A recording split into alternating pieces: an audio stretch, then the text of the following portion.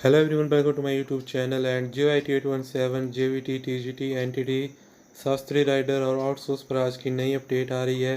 और अगर आप चैनल पर नए हो तो चैनल को लाइक और सब्सक्राइब जरूर कीजिएगा। पॉलिसी को लेकर बहुत सारे कर्मचारी जो कि आउटसोर्स के तहत लगे हैं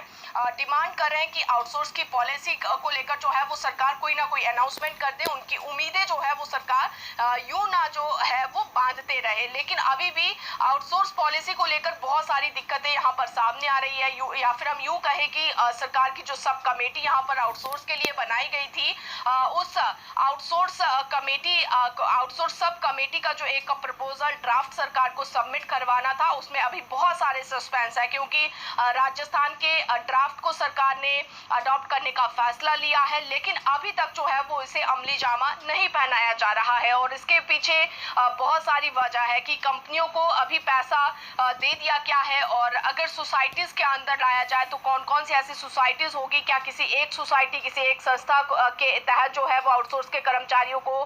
तैनात करना है, या फिर क्या जो प्रोसेस है वो रहेगा। तो ये तमाम चीजों को लेकर जो है अभी पूरी तरह से सरकार आउटसोर्स कर्मचारियों को लेकर प्लान नहीं कर पाई है। और यही वजह है कि आउटसोर्स की जो पॉलिसी है उस पर अंतिम फैसला लेना अब सरकार के लिए दिन प्रतिदिन जो है वो काफी मुश्किल होता जा रहा है। लेकिन हमारे साथ जितने भी आउटसोर्स के कर्मचारी जुड़े होंगे, जरूर आप अपने सुझाव दे सकते हैं कि आप क्या चाहते, किस तरह से सरकार को पॉलिसी बनानी चाहिए। और जिस तरह से ये अभी तक कहा जा रहा है कि आउटसोर्स के जो जितने भी यहाँ पर कर्मचारी है, 25 से 30 कर्मचारी, उन सभी को संस्थाओं और सोसाइटीज के अंदर लाना आगे जो है वो उनके अंतर्गत लाया जाएगा। लेकिन यहाँ पर अभी तक तय नहीं हो पाया है, और आउटसोर्स के मसले को राज्य सरकार ने सितंबर तक यहाँ पर जो है वो लटका दिया है। और अब आउटसोर्स के कर्मचारियों को भी सितंबर में जो है वो सरकार यहाँ पर राहत देगी, अगर इस पूरे मामले को लेकर जो है वो एक समाधान पर सरकार पहुंच जाती है। तो एक ये बड़ी बात आउटसोर्स पॉलिसी को लेकर है कि आउटसोर्स पॉलिसी को लेकर सरकार को अगस्त के इसी महीने जो है वो चीजें फाइनल करनी है, और उसके बाद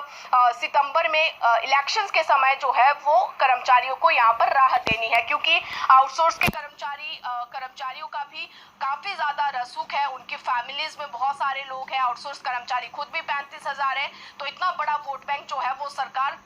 कमाएगी बिल्कुल भी नहीं, और इसीलिए जो है वो आउटसोर्स के लिए भी राहत की यहाँ पर बात जो है वो सरकार द्वारा लगातार जो है वो कही जा रही है।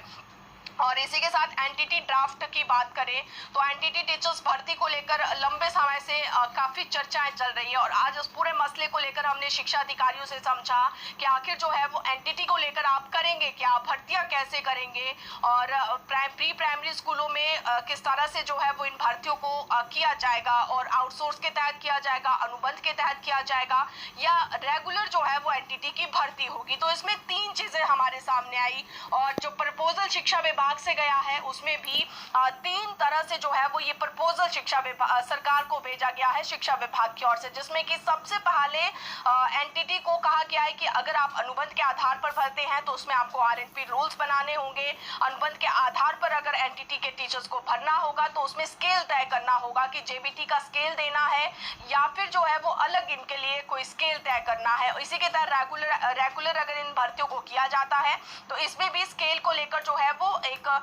सरकार के सामने और विभाग के अधिकारियों के सामने दिक्कत है कि स्केल कैसे इसे तय करें। और अगर आउटसोर्स के तहत भरना है तो इस पॉलिसी में आउटसोर्स के तहत अगर भरा जाता है तो 1 साल के डिप्लोमा वाले सभी कर्मचारियों को जो है वो इसमें माना जाएगा, सभी को पात्र माना जाएगा। तो 3 ऑप्शन राज्य सरकार को शिक्षा विभाग ने दिए हैं कि आप हमें इन तीनों ऑप्शंस में से बताइए कि आखिर जो है किसके तहत इन भर्तियों को आगे करना है। एनटीटी के तमाम सभी एनसीटीई के रूल्स को कैसे मानना है, क्योंकि एनसीटीई की गाइडलाइन ये साफ कहती है कि अगर स्कूलों में रेगुलर टीचर्स की भर्ती की जाती है या अनुबंध के आधार पर टीचर्स की भर्ती की जाती है तो उसमें एनसीटीई के यानी कि केंद्रीय शिक्षा मंत्रालय के जितने भी रूल्स हैं उनको फॉलो करना होगा। और अगर आउटसोर्स के तहत इन भर्तियों को किया जाता है तो उसमें 1 साल के डिप्लोमा जो है वो पात्र सरकार अपने लेवल पर कर सकती है। तो अब एनटीटी को लेकर जो है वो ड्राफ्ट सरकार के पास चला गया है। आज भी इस पर प्रेजेंटेशन हुई है और ये कहा जा रहा है कि इसमें स्थिति जो है वो 2-4 दिन में स्पष्ट हो जाएगी कि किस तरह से जो है वो एनटीटी की भर्तियां आगे चलकर राज्य सरकार की ओर से की जाएगी। तो एनटीटी को लेकर जो है वो ये बड़ी अपडेट थी जो हमने आपको यहाँ पर बता दिया। और जेबीटी टीजीटी लेक्चर्स भर्तियों को लेकर जो है प्रोसेस शुरू हो चुका है और कुछ ही दिन बाद जो है वो इसकी सूची जो है वो जारी हो जाएगी और जेबीटी की जो नई भर्तियां हैं वो भी यहाँ पर शुरू हो जाएगी। और अब हम बात करते हैं शास्त्री को लेकर। शास्त्री भर्ती को लेकर आज हाई कोर्ट में सुनवाई हुई और इस दौरान जो है आज पटिशनर पक्ष की दलीलें जो है वो हाई कोर्ट में जज की ओर से सुनी गई और कल दूसरा पक्ष जो है वो इसमें सुना जाएगा और इस आधार पर जो है वो फैसला लिया जाएगा। और कल शास्त्री के जितने भी यहाँ पर इंतजार कर रहे हैं नियुक्ति का बेरोजगार, उनके लिए एक बड़ा दिन यहाँ पर हो सकता है कि किस फेवर में फैसला जो है वो कल आता है, क्योंकि शास्त्री नियुक्ति को लेकर 585 लगभग ऐसे टीचर्स हैं जो इंतजार कर रहे हैं कि सरकार जो है वो कब उनके नियुक्ति का प्रोसेस शुरू करती है, कब हाईकोर्ट की ओर से अंतिम फैसला जो है वो इसमें आएगा। तो फिलहाल कुल मिलाकर जो है वो शास्त्री नियुक्ति को लेकर कल कोर्ट में एक बार फिर सुनवाई होगी और उसके बाद ये फैसला होगा कि इसमें आगे जो है वो क्या प्रोसेस जो है वो क्या अपनाया जाएगा। और इसी के साथ जो है यहाँ पर राइटर की नोटिफिकेशन है कि राइटर की नोटिफिकेशन क्यों लटकी है। तो मुख्यमंत्री के कार्यालय में राइटर की नोटिफिकेशन जा चुकी है, लेकिन अभी तक जो है वो राइटर को लेकर कोई भी अपडेट मुख्यमंत्री कार्यालय से नहीं आई है। लेकिन जैसे ही मुख्यमंत्री कार्यालय से राइटर की नोटिफिकेशन आएगी उसके बाद फाइनेंस जो है वो उसमें अप्रूवल अपनी फाइनली अप्रूवल के बाद जो है वो राइटर की नोटिफिकेशन करेंगे, यानी कि जो है वो जनवरी 2022 के तक जनवरी 2022 तक जितने भी कर्मचारी अनुबंध के आधार पर लगे हैं, रेगुलर हो चुके हैं, उन सभी कर्मचारियों को हायर ग्रेड पे का जो बेनिफिट है वो दिया जाएगा। और सरकार ने ये फाइल भी इसीलिए लटकाई है क्योंकि अब सरकार ये मन बना चुकी है कि अब जितने भी तमाम सभी फंसे हुए मसले हैं उन सभी मसलों पर अब जो है वो इलेक्शन के दौर में, इलेक्शन के नजदीक आकर जो है वो कर्मचारियों को राहत दी जाएगी और उसमें एक राइटर का मामला है। और इसी तरह से यहाँ पर प्रमोट लेक्चर्स की पोस्टिंग को लेकर है, तो जितने भी यहाँ पर लेक्चरर प्रमोट होने हैं उनका पैनल तैयार हो चुका है और इसको लेकर भी इसी हफ्ते जो है वो सरकार की ओर से और शिक्षा विभाग की ओर से नोटिफिकेशन यहाँ पर जारी की जा सकती है। तो एक ये बड़ी अपडेट जो है वो शिक्षा जगत को लेकर थी। और इसी के साथ हमारे बहुत सारे JOIT के लेकर JOIT के जितने भी छात्र हैं वो सवाल कर रहे थे कि उनका रिजल्ट जो है वो रुकेगा क्या, इस तरह की कोई यहाँ पर जो 817 के जिन अभ्यर्थियों का कमीशन की ओर से टाइपिंग टेस्ट लिया जा रहा है, डॉक्यूमेंटेशन हो रही है, तो उन छात्रों के मन में एक डर था, भय था कि क्या उनका जो रिजल्ट है